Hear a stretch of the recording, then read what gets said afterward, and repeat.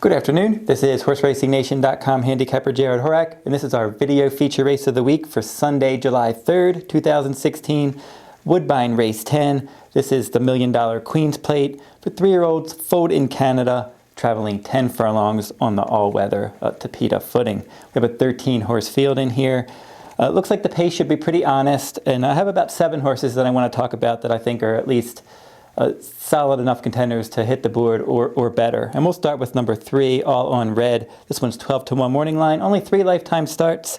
First lifetime start was in a sprint race at Gulfstream. Didn't run well that day. Stretched out to a mile second time out at Aqueduct. Won nicely and earned a nice speed figure.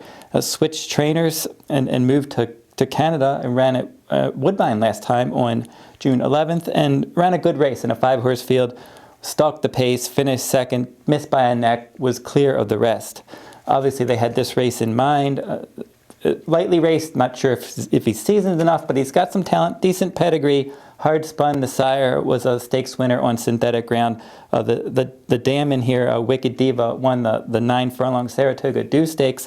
So the pedigree's there, maybe to get the 10 furlongs. Handled to synthetic last time. Could improve second off the layoff. It's just a question, is this too much too soon? And another one that has that question, number 4, Leavem in Malibu. This one's 7-2 morning line. Another one with only 3 lifetime starts. Was a well-beaten third, first time out. 6.5 furlongs at Woodbine, stretched out to a mile and a 16th, second career start, won easily by over 4 lengths. The third lifetime start, entry-level allowance race on May 29th, won that one easily by just a little less than 3 lengths. I really like the pedigree on this one as well. Malibu Moon is the sire. He's the sire of 10 Grade 1 winners, including Orb, Kentucky Derby winner Orb, and so that's a proven 10 furlong sire here. Leave him in the dust, the dam sire. This was a Phipps stable horse. The dam, not the dam sire. Leave him in the dust, the dam here. The Phipps stable horse. And this one was related to some stakes winners. Reload is one, Defer, and Philanthropist. So Leave him in the dust gives you that good quality dam in here from the Phipps stable. Should have the stamina, has a lot of talent for trainer Mark Casse. Gary Boulanger has been riding, he's going to ride again. Good stalking speed, it's working well. Has a lot of upside, just a question of is he seasoned enough to win this against this kind of field at 10 furlongs. Number 6, Shakhimat, will be the next one I'll mention for trainer Roger Attfield. And Roger Attfield's won the Queen's Plate 8 times. So you have to think that this horse is probably well meant. He's been pointing to this race for quite some time. I'm familiar with this one, winning the Transylvania Stakes at Keeneland earlier this spring, going wire to wire. Last time in the plate trial, ended up finishing second, chased the leader, made a run, ended up just finishing a decent second. It was the prep for this, not too concerned about him not winning that race, but look for him to move forward here. They've been reportedly training this one to relax and finish. If nobody else goes to the lead, they'll try to go to the lead. Otherwise, they're going to try some patient tactics in here. Some others to consider. Number 10, Amy's Gizmo. This one's 3-1 morning line. Probably the favorite. 5 for 6 lifetime. Won that plate trial that I just mentioned. Has some good running style versatility. Has gone wire to wire before. Last time rallied from 5 lengths back. So this one's good connections. Josie Carroll, she's won the Queen's Plate a couple of times. Luis Contreras has won the plate before. He's been riding this one. So that running style versatility. As I said, I think the pace is going to be honest. A horse that's got that ability to stalk the pace or maybe sit a little further back, that could come in handy. Number 11, Esposito, is the next one I'll mention. 8-1 morning line for trainer Tom Proctor. 4 starts, 2 wins, and 2 third-place finishes. Ran in a couple sprints at Santa Anita and Del Mar first and second time out, and broke that maiden second time out at Del Mar. Stretched out to a mile in the slop, Remington in that springboard mile, and that was a key race. The winner there, Discreetness, came back and won the Smarty Jones. Sudden Breaking News was second. He was on the Derby Trail. He came back and won out of that race. And Esposito, the third place finisher, came back and won out of the springboard mile. He won a 7 furlong race at Woodbine last time out by an easy 3.5 lengths. Now, obviously, it's a lot stretching out from 7 furlongs to a mile and a quarter, but this one certainly has a good pedigree, has the talent, has the connections, and he's training well, and we'll see how he does. He looks like he's probably going to be a pace factor stretching out in distance. Number 12, Scholar Athlete for trainer Graham Motion, 12-1 morning line. This one's been running on turf. He has some synthetic experience as well. 3 starts at Woodbine with a win and a third. Last time they put the blinkers on turf at Belmont Park at 1 mile and a 16th, and he won an optional claiming race going wire to wire, and he earned a solid speed figure. So his speed figures are competitive. He ran better in blinkers last time. Grand Motion, a quality trainer, and this one looks a bit interesting, switching back to synthetic footing. And finally, number 13, Gamble's Ghost, is the final one that I think has a decent shot to run a big race here. 6-1 morning line for trainer Josie Carroll. She also had Amy's Gizmo. Patrick Husbands is going to ride. This one was second by a nose last time out.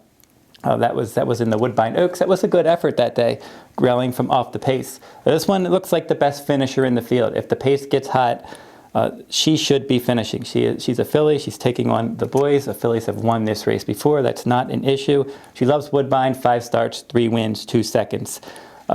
Good form, good closer, solid contender from that outside post. Now here's how we're going to play this one for our $40 wagers. I'm going to have 5 trifecta strategies, and then I'm going to play a couple exactas. Now for the trifectas, all 5 of them cost the same amount of money. They're 20-cent trifectas at Woodbine. $4.40 each of the trifecta wagers will cost for a total of $22. Now let's start with our trifectas. First we'll mention our contenders again. Number 3, All on Red, is one of my contenders. Number 4, Leavem in Malibu. Number 6, Shakhimat. Number 10, Amy's Gizmo. Number 11, Esposito. Number 12, Scholar Athlete. Number 13, Gamble's Ghost. Now I'm going to mix those horses in trifectas and exactas, but the 2 horses I'm keying on, the horses that have to either finish first or second, are going to be number 4, Leavem in Malibu, and number 13, Gamble's Ghost. As I said, Gamble's Ghost looks like the best finisher in here. The 4, Leavem in Malibu, I'm very intrigued by the pedigree, and this is a lightly raced horse from Mark Cassie, and I think that he's going to jump up and run a good race. So there are my 2 big keys, number 4 and number 13. Here's the first 20-cent trifecta. We're going to play 4-13 on top, 4-13 in second, and we're going to play all in third. The second trifecta, we're going to use the 4 and 13 in first. We're going to put all in second and put the 4 and 13 in third. The final trifecta, we'll put all on top of the 4 and 13 in second and the 4 and 13 in third. So basically, I'm playing the 4 and 13 down the board. If they finish in any order, first, second, and third, I hit that trifecta. The next trifecta, I'm going to key the 4 horse on top. Number 4, Leavem in Malibu on top. We're going to put number 6, Shakhimat, and number 10, Amy's Gizmo in second, and we're going to put all in third. My final trifecta, I'm going to put number 13, Gamble's Ghost on top. I'm going to put all in second, and I'm going to put number 11, Esposito, and number 12, Scholar Athlete in third. As I mentioned, all 5 of those trifectas in this 13-horse field for 20 cents cost $4.40 each for a total of $22. So that leaves me $18, and I'm going to play that $18 in the exactas. And I'm going to key my 2 key horses, Leavem in Malibu, number 4, and number 13, Gamble's Ghost, in second in these exactas. I'm going to play a $3 exacta. I'm going to put number 3, All on Red, in first. Number 6, Shakhimat, and number 10, Amy's Gizmo, all in first on top of number 4, Leavem in Malibu. And then my final exacta, I'm going to play number 3, All on Red, on the top position, with number 11, Esposito, and number 12, Scholar Athlete, on top of number 13. So let's go through those exactas again. A $3 exacta, 3, 6, 10 over the 4. $3 exacta, 3, 11, 12 over the 13. $18 total in the exactas, $22 total in the trifecta. As you can see, for the most part, in the trifectas, I keyed the 4, Leavem in Malibu, and number 13, Gamble's Ghost, on top. In the exactas, I keyed them in second. So if one of those 2 horses can run at least first or second, we have a good shot of hitting the race. Should pay well in this 13-horse field. Neither of those 2 are the morning line favorite, so let's hope that we are on the right track here and we're able to get a nice score in the 2016 Queen's Plate. That'll wrap up this week's video race of the week. We'll be back with another stakes race from around the country next week. Until then, good luck at the races.